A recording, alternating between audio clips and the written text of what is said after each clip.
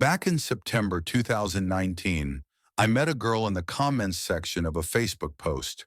She looked really pretty and seemed like a fun person.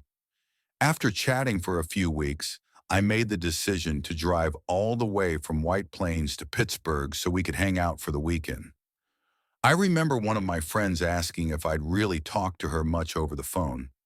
I told him we had talked a little, but most of our conversations were through texts and Facebook Messenger. He suggested we should talk more deeply and about many different topics first, just to be sure we were really compatible. He said I might be in for a surprise. Turns out he was right. I won't go into all the boring details, but let's just say we weren't as compatible as I had hoped. I had planned to stay the whole weekend, maybe get some food and catch a movie with her, but instead, I decided to just leave early and drive back to New York on Saturday night. I thought if I hit the road around 7 p.m., I'd be back by about 1 a.m. I knew I'd be tired by then, but not so tired that I'd risk crashing or anything. So that's what I did. I grabbed some food quickly and got on the 22 by 7:30.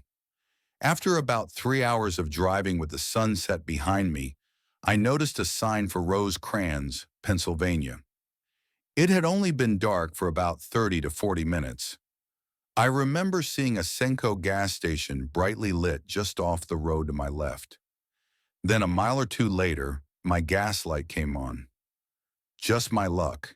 It never warns me before passing a gas station, only once it's too far behind me. I was also on one of those highways with a divider like a little park between lanes, meaning I couldn't just turn around easily. I asked my phone, "Hey Siri, where's the next gas station?" My phone directed me to another one, but I'd have to turn on to US 15 and drive another 20 to 30 minutes. Still, I didn't want to risk running out of gas. I checked the road ahead and behind me. There were no other cars in sight.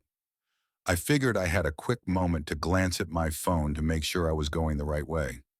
I swear I looked for no more than 2 seconds, but when I looked back up at the road, there she was, right in front of me. I slammed the brakes hard, almost giving myself whiplash, but I didn't lose control of the car. The girl had gone from barely visible at the edge of my headlights to just 5 feet away in an instant. At first, I was ready to shout, "Are you freaking crazy?" But I quickly saw she wasn't just wandering around. She looked like she was in really bad shape. Her clothes were torn up, and there was blood in her hair from what looked like a head injury. I didn't notice it until she got into the car, but she also had no shoes on. The moment my car stopped, she limped around to the passenger side and tried to open the door. I always keep it locked out of habit, so at first nothing happened except for a clunking sound. Then she screamed, "Open the door! I'm begging you, please!" I still had no idea what was going on. I quickly looked around, worried that whoever had hurt her might still be nearby. I didn't unlock the door right away. If someone wanted to carjack someone, using a scared, hurt girl as bait would definitely work. But when I didn't see anyone, and she screamed again, I could hear the fear and pain in her voice. Her face, the blood, the panic, it all seemed real. I looked at her one last time and then unlocked the door. She jumped into the back seat and slammed the door shut. As I started driving again, she said, "Mister, we need to go. We're not moving fast enough. They're going to catch us." So I sped up and asked her who she meant. She said she didn't know who they were. She just knew they took her. That's when I noticed the handcuff on her left wrist. One cuff was still on her, and the other half just hung loose. That was all the proof I needed.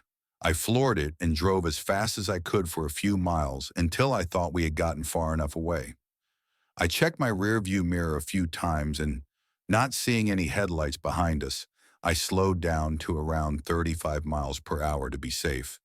But the girl started panicking again. "Why are you slowing down?" she shouted. Before I could answer, she yelled, "Go faster!" "What are you doing? They'll catch me." I was panicking a little too, but I told her there were no cars around. And if we got pulled over for speeding, we wouldn't be going anywhere at all. But she replied, "You don't get it. We want the cops. If they catch me, they'll kill you too." And honestly, I didn't doubt her. If the people who grabbed her had handcuffed her and beat her, I was sure they wouldn't hesitate to hurt or kill me either. And it was actually a bit of a relief to hear her say she wanted the cops involved. Because when I first saw the handcuffs, I was terrified I had just picked up an escaped criminal or something. But she wasn't running from the police. I sped up again, pushing past 60 miles per hour so we could keep moving without going too far over the speed limit. I was checking my mirror constantly, just waiting for headlights to pop up. Then I remembered the one thing I had forgotten about: the gas tank. I was running out fast.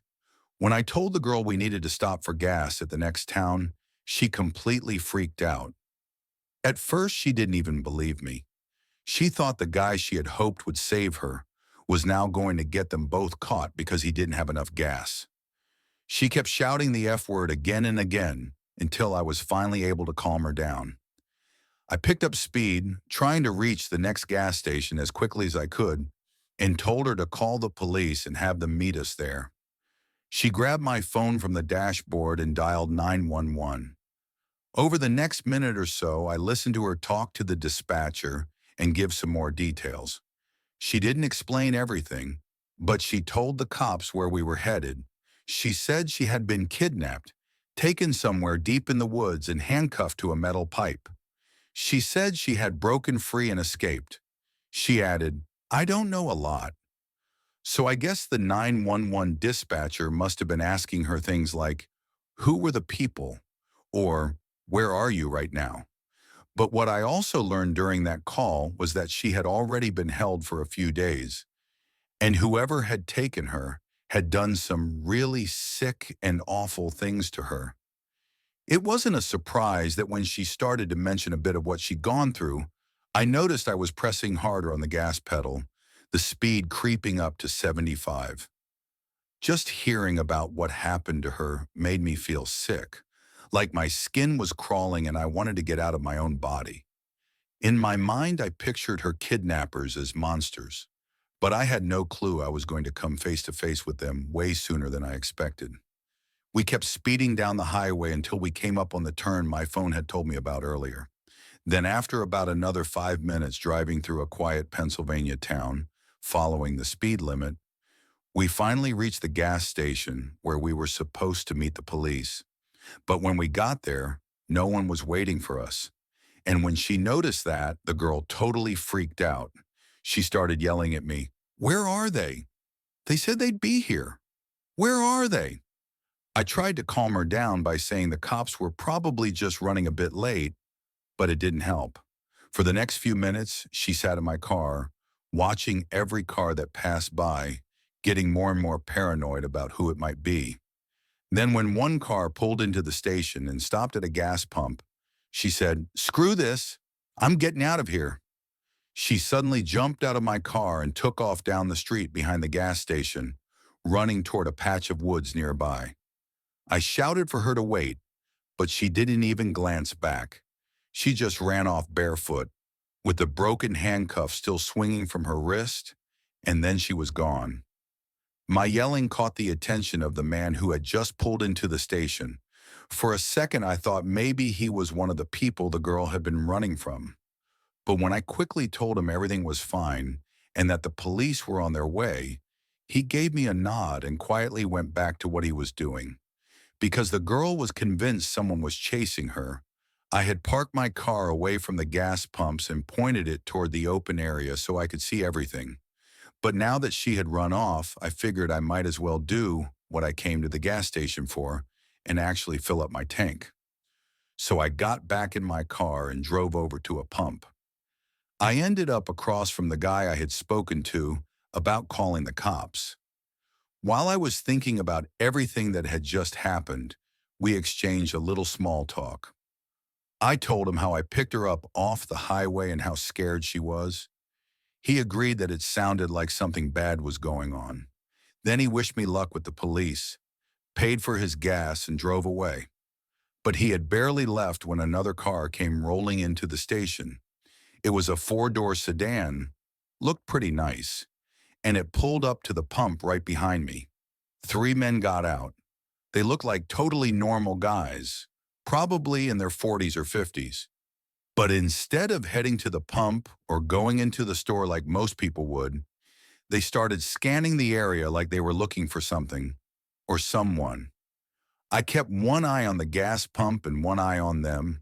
Then suddenly, the oldest one stepped up and said, "Hey, you haven't seen a little lady walking around here, have you?"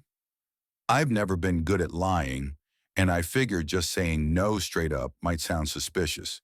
So I went with a partial truth. I told them that I had seen a wild-looking woman walking in the middle of the highway, and she tried to get me to stop. But thinking it might be a carjacking setup, I kept my doors locked, drove past her, and sped away.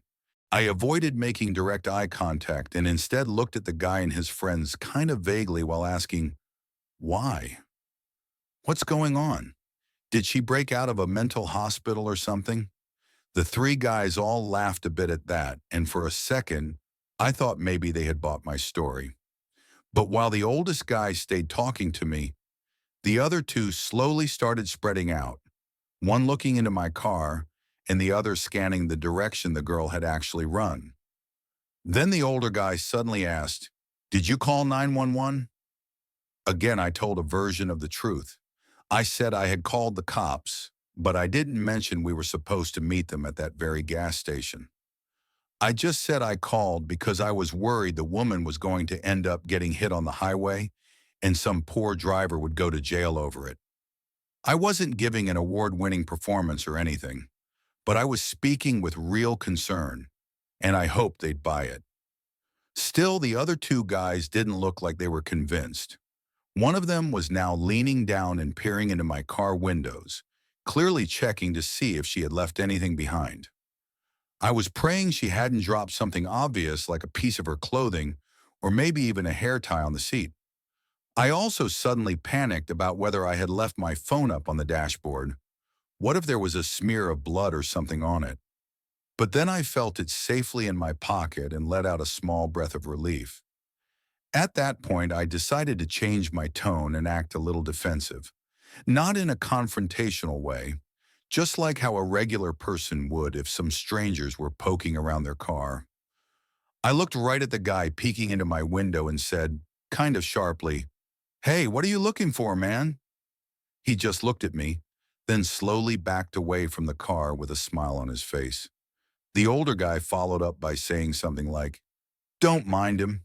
He's just a curious guy." It sounded super creepy the way he said it. Then they mumbled some excuse and started walking away.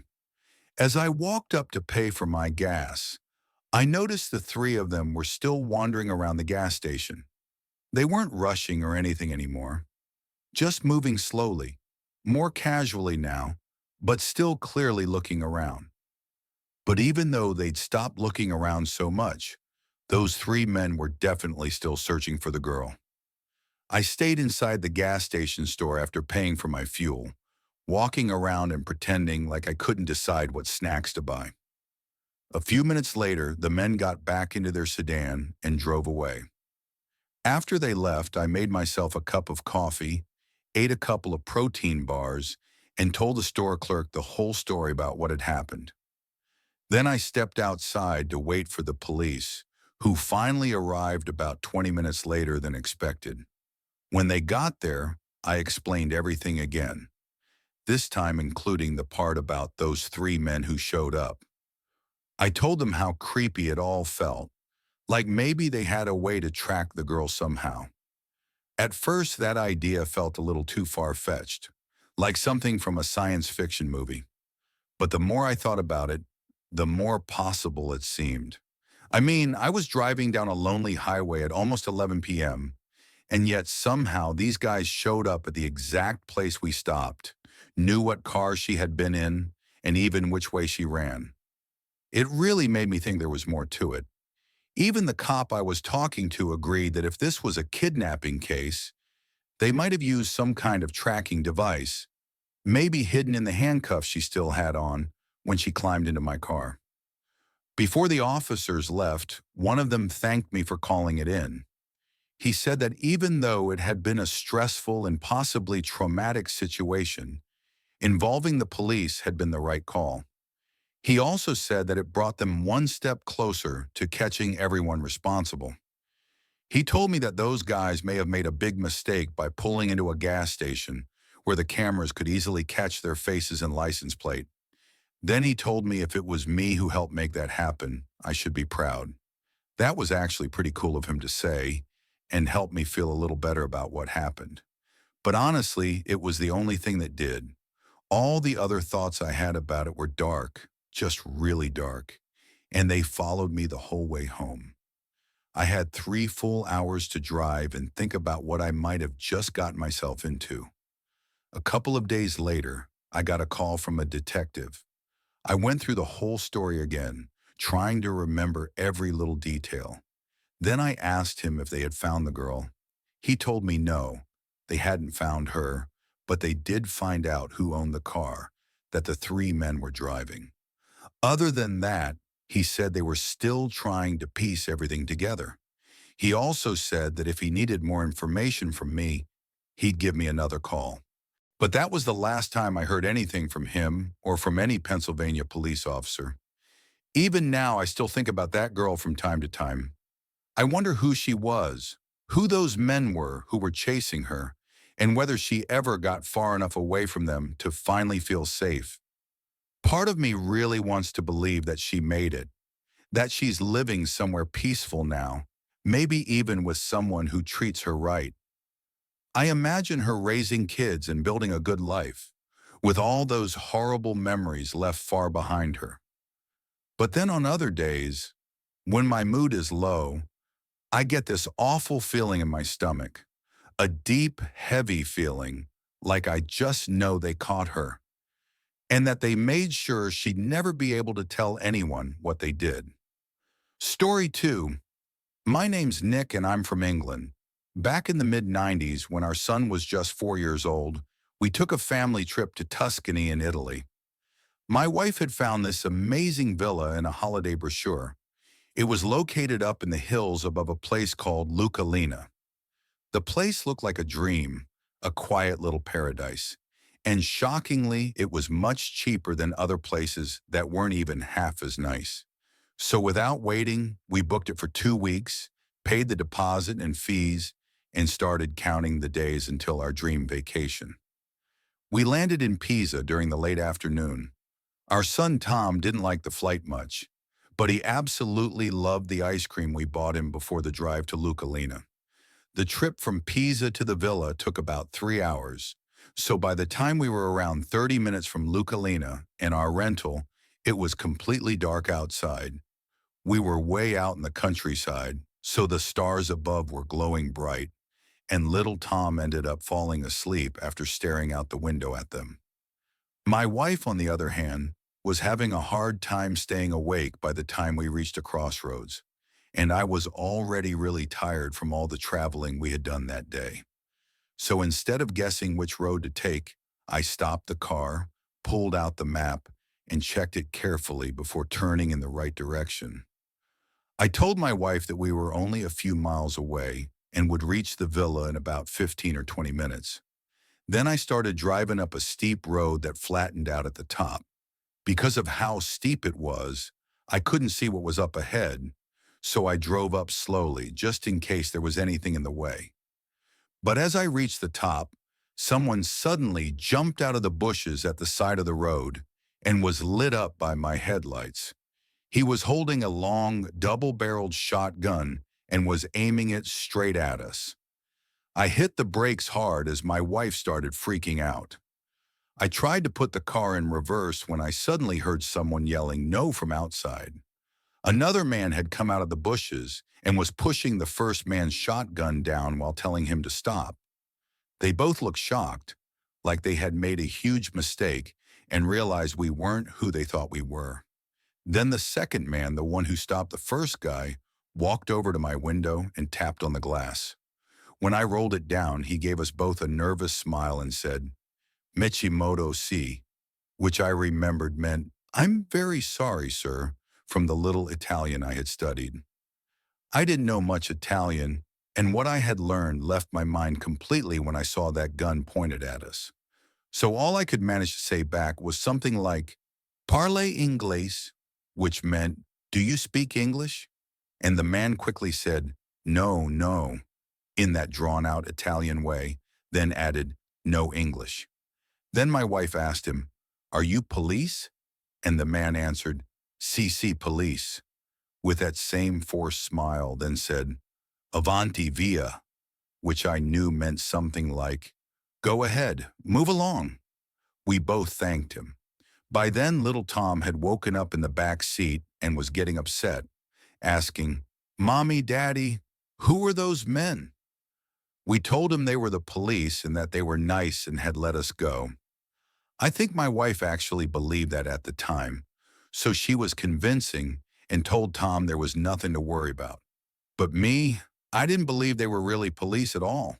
I didn't say anything out loud while Tom could hear because I didn't want to scare him. Getting to the villa helped calm us down, though. It looked even better in real life than it had in the brochure. But once Tom was fast asleep and we had a little time to relax, I finally told my wife what I was really thinking. I said I didn't believe those men were police. They weren't wearing uniforms. That shotgun looked like it belonged on a farm, not something police would carry, and they didn't even try to show us any kind of ID or badge. My wife asked, if they weren't police, then who were they? And I said, the mafia. She sat there on the bed in silence while I explained my reasons. And after I finished, it all made sense to her too. It looked like a couple of mafia guys had been waiting to ambush someone and had thought we were the ones they were looking for. What helped us calm down a little was knowing that we were a few miles away from where it all happened, so we didn't think we'd run into them again. My wife said maybe we should call the police and see if anyone at the station spoke English. But even if they did, I wasn't sure that was a smart idea. The thought of stirring up trouble made me more nervous than when that shotgun was pointed at us. Even if the whole thing had been just a mistake, reporting the local mafia on our first day in Italy felt like something that might get us into serious trouble. I'm not saying it was an easy decision to make. I was really angry that someone had pointed a gun at us like that. But then the real question became, if we were going to stay there for 2 weeks, what was the safest thing to do? And that's when we decided to follow the old mafia rule: keep our mouths shut. The next day, we thought it would be nice to take a walk down to Lucilina and look around a bit. That's when we came across this small bar that served paninis, espresso, and a bunch of tasty pastries. I ordered a coffee, and while my wife and son got some Cokes and played with a foosball table in the little game room, I sat at the bar and found out the bartender actually spoke English. We started chatting, and he gave me a few suggestions on where we could eat. Then suddenly, a group of older men sitting at another table drinking coffee and playing cards pointed at the TV on the wall. The bartender turned up the volume, and the screen showed what looked like a news report. I asked the bartender what the report was about, and after listening to the news anchor for a minute or so, he turned back to me and said, "There's been a murder not far from here. A businessman was killed. Very sad." I asked him exactly how far away it had happened. After checking with the older men, the bartender confirmed what I had already suspected. The murder had taken place almost in the exact same spot where those two armed men had jumped out of the bushes the night before. I didn't tell my wife right away. I didn't want to scare her even more than she already had been. But later that day, when we were back at the villa getting ready to go out for dinner, I told her about the murder. Still, there wasn't anything we could really do about it. Or rather, there wasn't anything we were willing to do that would get us involved with any local criminal stuff. The smartest thing we could do was to try to put it out of our minds, go back to Lucilina, and enjoy some good food. And it really was amazing. The homemade meals were so good that even little Tom stopped being picky and wanted to try everything. Once we were done eating, we asked for the bill. That's when the waiter came back with the restaurant's owner. The two of them explained in broken English that the meal had already been paid for. I asked who had paid, and they said it was someone we'd had a misunderstanding with. At first, my wife and I were confused. We tried to explain that there hadn't been any misunderstanding. We just enjoyed the food and wanted to pay for our meal like normal. But the owner kept saying that our money wasn't needed there. Then the next night, when we went back to the same place planning to leave a big tip to make up for the free meal, they again told us the food was already taken care of. And by that point, we figured out who had paid for it. It was the mafia. That kind of thing didn't happen anywhere else. And we made sure to visit lots of different restaurants because we didn't want to take advantage. For all we knew, the mafia hadn't really paid, and the poor restaurant owners were giving us food for free without a choice. But every time we went back there, the staff seemed genuinely happy to see us, and the waiter would always bring gelato for our 4-year-old son without us even asking. My wife didn't always agree with all that ice cream, but Tom sure loved it. That made us think maybe those mafia guys actually were paying for our food, and the restaurant owners were running their own little trick, giving us extra stuff so they could charge the mafia more money later. But since we never saw those armed men again, we'll probably never know for sure. They never tried to contact us, and we didn't see them around town again. But most likely, they saw us. We just didn't see them. It was an amazing but also very intense vacation. So the next time we went to Italy, we chose a completely different area of the country, and we didn't run into any late-night attackers again. We had to pay for every single meal, which my wallet wasn't exactly happy about. But even with the extra cost, that second trip was way more relaxing than the first one. Story 3, I live in Chicago, and back then, I was working a job that had me on shift from noon until 10 at night. So I'd be working from 12 in the afternoon until 10 p.m., 6 nights a week. Sometimes I wouldn't even leave work until closer to 10:30. That meant I was always driving home late at night, and I really hated it. Every time I was feeling the most tired, the most hungry, and just done with the day, Chicago's weirdos and criminals would start showing up on the streets, doing whatever it is they do in the dark. Sometimes I'd run into one of them outside a liquor store when I stopped to buy some cigarettes. Other times I'd make it all the way to the parking lot at my apartment before someone would jump out from behind the dumpsters and try to rob me. Over time, I got used to it. I still hated it, but I was used to dealing with that kind of madness on my way home. But one night, it went way beyond the usual kind of crazy. So this one night, I was driving like normal, and it had been pretty quiet so far. I had already made my stop at the liquor store and even grabbed some groceries from a late-night shop. Both stops were calm and uneventful, so I figured maybe I'd actually get a break from the usual trouble. But then once I got back on the road, something happened. I think it started when one car tried to pass another because I heard a loud horn and then saw someone stick their arm out of a car window to flip the other person off. But no one ended up passing, and the two cars just continued driving one behind the other until we hit a second red light. By then, they managed to pull up side by side. I was right behind them at this point, with one car straight in front of me and the other just a little to the right. Both were at the front of the traffic, right at the stop line. I remember thinking, if these two are going to do something, it's going to happen now. And sure enough, something did. The guy sitting in the passenger seat of the car on the left leaned over and flipped off the driver in the other car. I thought they'd just start shouting at each other through their windows before the light turned green. But instead, the driver of the car directly in front of me suddenly opened his door, got out, and stormed over to the other car. Then he slammed his fist right into their passenger side window and started shouting, "Get out and say that to my face, mother effer." But the other car's door didn't open. I thought, oh man, these guys don't want any part of this. They didn't roll down the window or say anything, so I figured they were just going to speed off the second the light turned green. It seemed like they'd messed with the wrong person. But now that I think back on it, I'm pretty sure it was actually the other way around. The guy who got out of his car didn't realize who he was dealing with. The light turned green, and the cars next to us started moving again. but everyone stuck behind me, and the two cars started honking like crazy and yelling for them to get out of the way. The guy who was out of his car turned around and yelled back at everyone, telling them to shut up and stay out of it. It actually made me laugh a little because we were all just trying to get home, and this guy was holding everyone up. But right as he was yelling at the drivers behind him, I noticed that the window he had just been pounding on started to roll down, stopping about halfway. I think he must have heard something from inside the car because he suddenly turned around, just in time for me to see two bright flashes and hear two loud bangs. It all happened so fast. Pop, pop.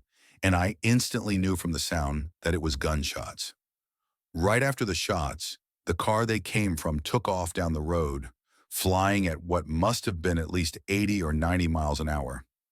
At first, I thought maybe the bullets had missed, because the guy who got shot at didn't react at all. He just stood there like nothing had happened, watching the car speed off. But then he turned around to walk back to his own car, and I realized at least one of those bullets had hit him. There was a really good chance we could end up stranded too. The only car Navev managed to find was this old, beaten-up Tajik vehicle that only seemed to start after he spoke a long series of what seemed like special prayers. But even with everything going against us, there was no way I was turning around and going home without at least trying to finish the task. So that evening, with the sun getting lower in the sky, we got into the car and headed off. As we drove away from Peshawar, the road began to rise up as we got closer to the mountains. They stood tall in the distance like giant shapes sleeping under the orange light of the setting sun.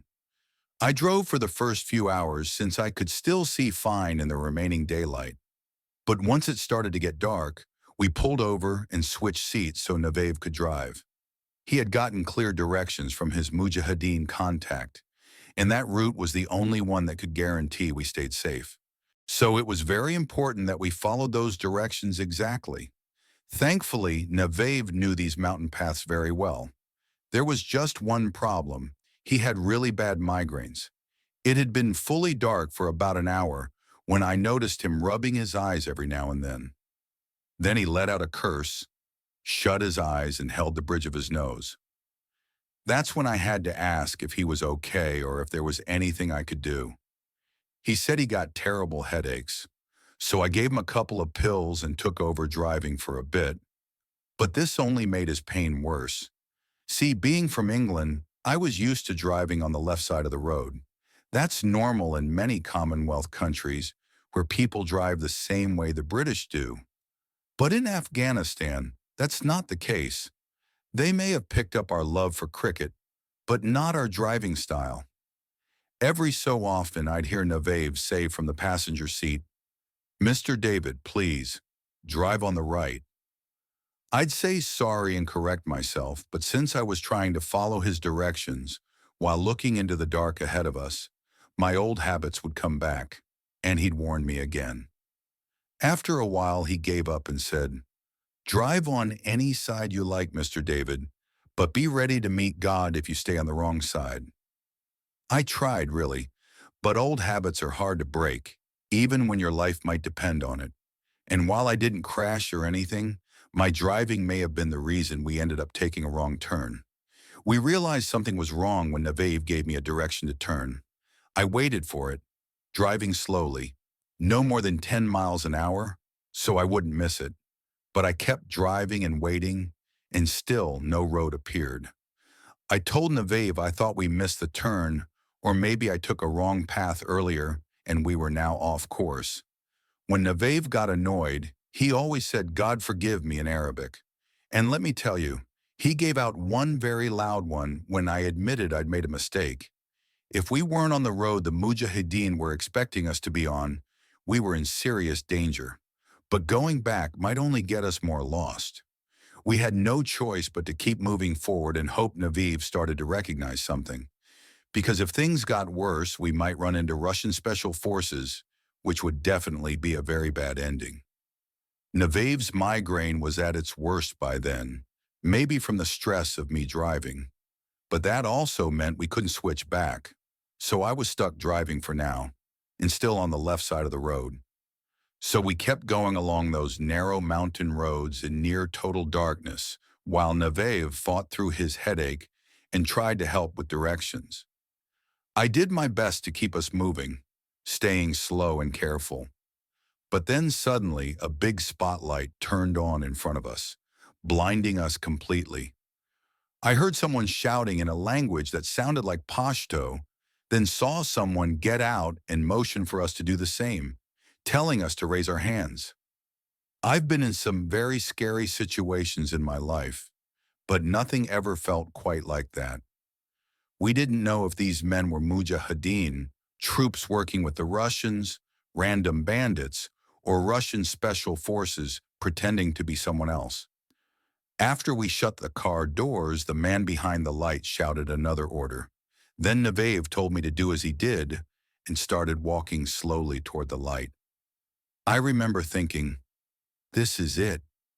This is how I die.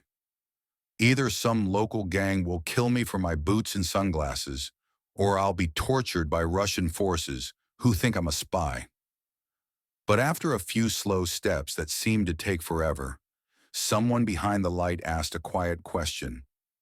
I heard the word Navidivid in it. Navidiv's expression changed in a split second, like someone had just called out his winning lottery numbers. I found out later that he answered in Pashto, saying, yes, yes, it's me, Navev. And that's when the whole tense situation completely shifted. The Mujahideen soldiers quickly switched off the blinding spotlight at their checkpoint and started walking toward us with smiles on their faces, lowering their guns as they laughed. The men hugged each other and exchanged warm greetings before Navadiv introduced me. They seemed genuinely happy to meet me, which was a huge weight off my shoulders. But after the greetings and handshakes were done, a fast-paced and energetic conversation broke out between Navev and his friends. I couldn't understand what they were saying, but it looked like they were asking him questions and then explaining something serious about the road we had just taken. One of the Mujahideen pointed back at the path we had driven from, and Navev suddenly turned around with a look of shock on his face. Then after some fast explanations, he turned back to me and pulled me into such a tight hug that it knocked the breath out of my chest. Thank you, Mr. David, he said. Thank you. Thank you. Thank you. I awkwardly patted him on the back, completely lost as to what was going on while he shook in my arms. Then wiping a tear from his eye, Navev began to explain everything. The route his Mujahideen contacts gave him had been incredibly specific, because it was the only safe road in the whole province. All the others were either rigged with explosives or closely watched by Soviet soldiers. The road we had just used was actually filled with hidden pressure plate bombs. His friends were confused about how we didn't trigger any of them and explode into pieces. After asking them a few questions, Navev figured out what had happened. Since they didn't have unlimited bombs, the Mujahideen planted them very carefully, putting them in just the right spots where they knew enemy vehicles would most likely drive. That ideal spot? The right-hand side of the road. Not just Afghan drivers used the right side, the Russian military did too. So when the Mujahideen placed bombs meant for Soviet vehicles, they buried them in the dirt just off the right side of the road to do the most damage. Because I was so used to driving on the left-hand side like people do in the UK, I had accidentally avoided all of those traps. Without even knowing it, I kept us from being torn apart by hidden explosives, just by sticking to the wrong side of the road. When that fact finally hit me, my knees almost gave out from the shock.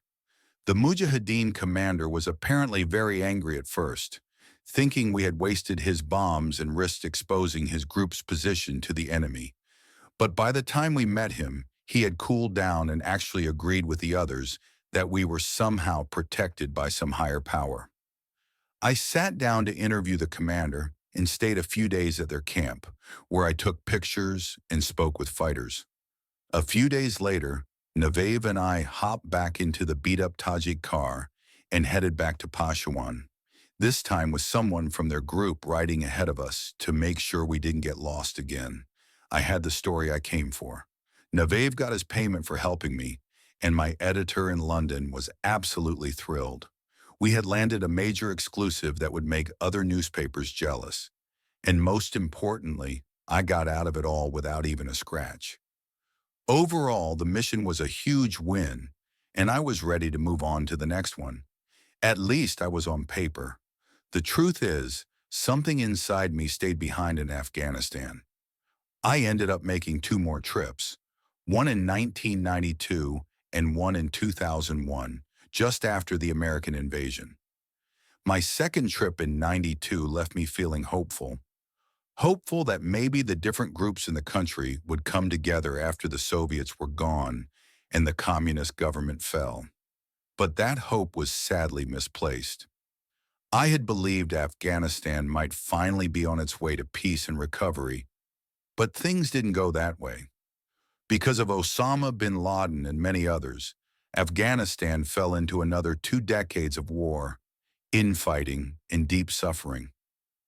Even now, I haven't lost that small glimmer of hope for the country. There's still a part of me that believes things can get better. But the older I get, the more I realize that if peace and happiness do come to Afghanistan, they probably won't arrive in the time I have left on this earth. Hey friends, thanks for listening. Click that notification bell to be alerted of all future narrations. I release new videos every Monday and Thursday at 9 p.m. Eastern Standard Time. And there are super fun live streams on Sundays and Wednesday nights. If you got a story, be sure to submit them over at my email at aifuture733@gmail.com and maybe even hear your story featured on the next video. And if you want to support me even more, grab early access to all future narrations and bonus content over on Patreon, or click that big join button to hear about the extra perks for members of the channel. And check out the Let's Read podcast, where you can hear all of these stories in big compilations located anywhere you listen to podcasts. All links in the description below. Thanks so much, friends. And remember, if you're missing an AirPod, dig in your butt. My mom's dog, Punky, rest in peace, was always such a sweet and loving dog. She was an emotional support dog, but she was also trained to be a service dog for PTSD before she lost one of her legs. In all the 12 years she lived, I never saw her act aggressive toward anyone. She never growled or snapped, not even once. She couldn't smell, so she got along with all animals and people. She was truly a gentle giant, especially compared to our tiny terriers, and she weighed 60 pounds. The point I'm trying to make is that Punky acting aggressive or barking at something was so out of the ordinary, I only ever saw it happen once.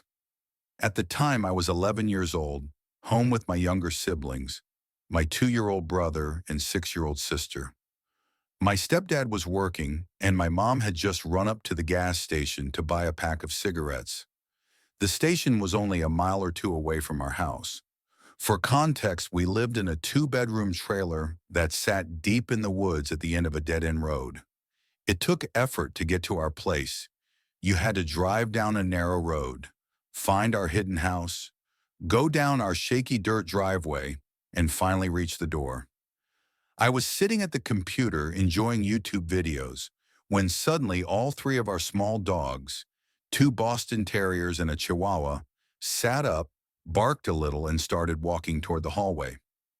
My siblings were napping in the bedroom at the end of that hall, so I figured the kids had made some noise, and the dogs were just curious. But then Punky sat up quickly, stood tall on the couch, and puffed up her chest. Her ears perked up, her fur stood on end, and her tail pointed straight. Then she let out a huge bark. It was so loud it echoed through the living room. Out of nowhere, she jumped off the couch and sprinted down the hallway. I was instantly nervous because I couldn't remember a single time I'd heard her bark like that. Since she was part Basenji, her bark normally sounded strange, more like a thump than a bark, but this was loud and serious. I stood up and looked down the hall, ready to fight off whatever monster the dogs seemed to think was there. That's when I heard it. 3 knocks at the door. We hardly ever had visitors because our house was so isolated. As a kid, that didn't make sense to me. The only people who ever came by were family, and even they didn't knock. I started walking slowly toward the door. The knocking got the dogs' attention, and they came running back to the living room. Except Punky. She stayed in the hallway.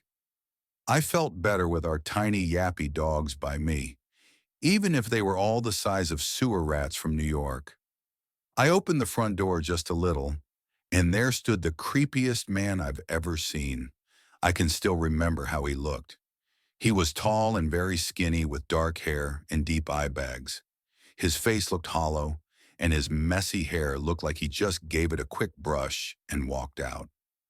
Something about him looked weirdly put together, but also off.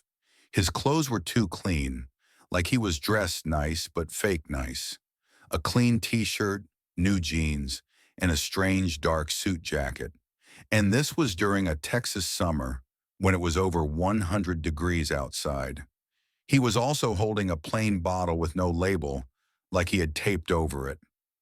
I looked up at him, confused because I knew I didn't know this guy. I asked him what he wanted. He gave me this fake smile that looked forced, like he was pretending to be friendly.